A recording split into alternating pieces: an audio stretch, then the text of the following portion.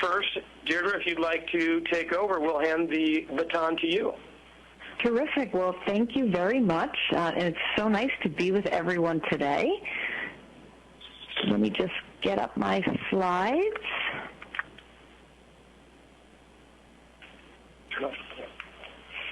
Okay.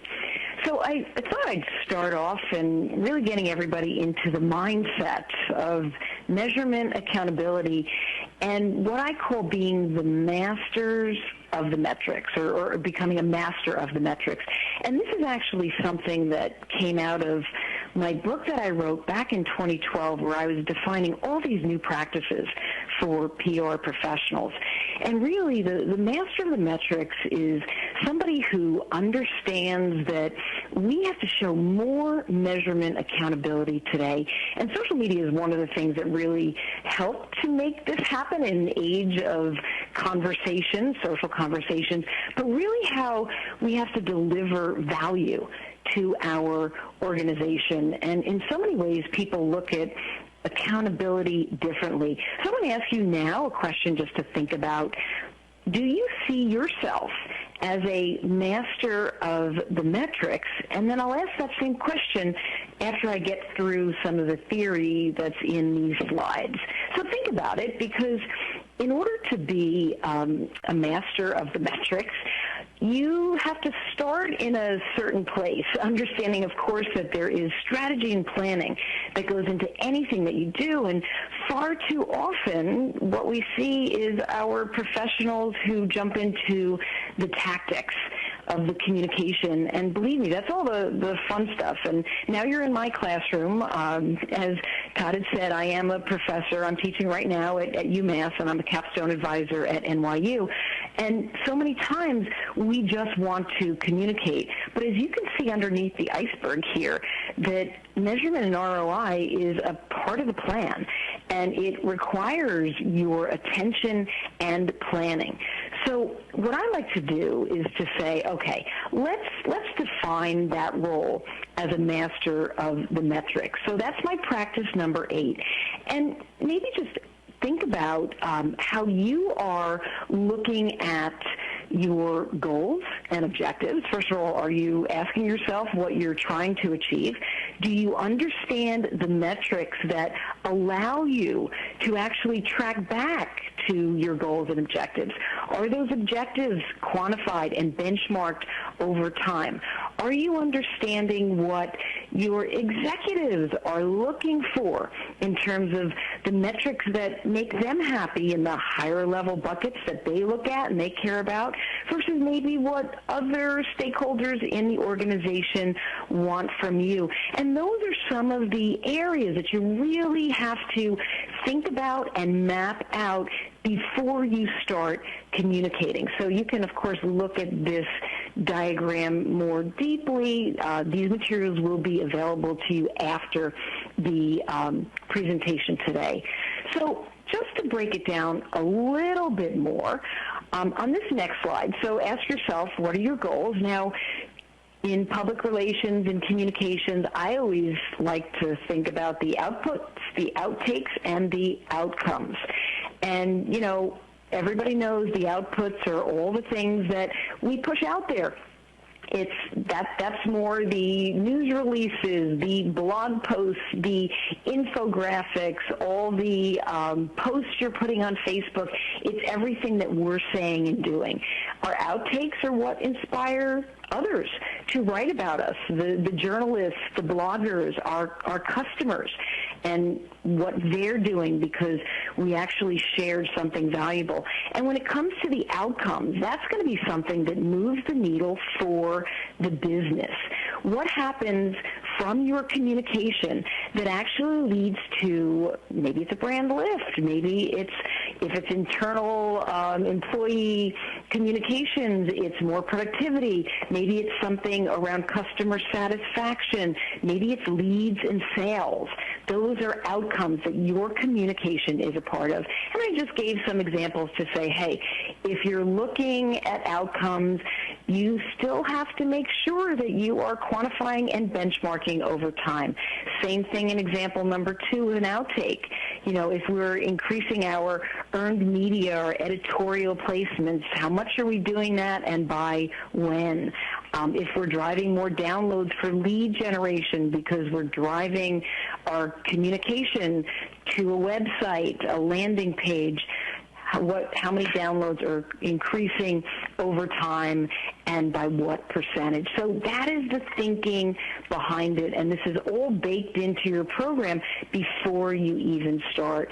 And, there's this slide kind of breaks down the thinking, and it's handy because it shows you, yes, we can look at things quantitatively and we can look qualitatively, and that's a two-brain approach. But look at that lower left-hand bucket. That is the outcome bucket, and that is what your leadership and C-level cares about. So every time you put together a program and you want to get media and you want the awareness, how does that translate into what your C-level or leadership thinks about in terms of leads and sales and customer satisfaction, or maybe it's innovation and being creative with your own customers and their endorsements. So that's a really important way to break it down and to kind of track some of those metrics. And then I thought it would be helpful because when you are a master of the metrics, you really know what people need in your organization. So executives want business metrics, and it's broken out: customer satisfaction, sales, revenue, reputation. If you're doing media audits, that's what they're looking at. When it comes to maybe your director of marketing or the head of sales, what do they want?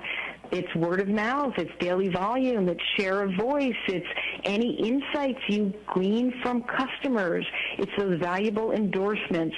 And then maybe on another level, you have your agencies and community managers. Well, guess what? They need to know how many fans you're growing your community, the views, the RTs, the share, some of the engagement data, because that says what is working. And lastly, very important that as you are thinking about all the different ways that you're going to be strategic and measure your program, is that you have to have a scorecard. And if you only had 15 or 20 minutes to talk to an executive, what would you share with them? Would it be the numbers, percentage changes over time every week or every 2 weeks? Would it be charts and graphs because they like to see things visually? Learning how to manage that and to report the right way so that your executive gets exactly what she or he needs is really important.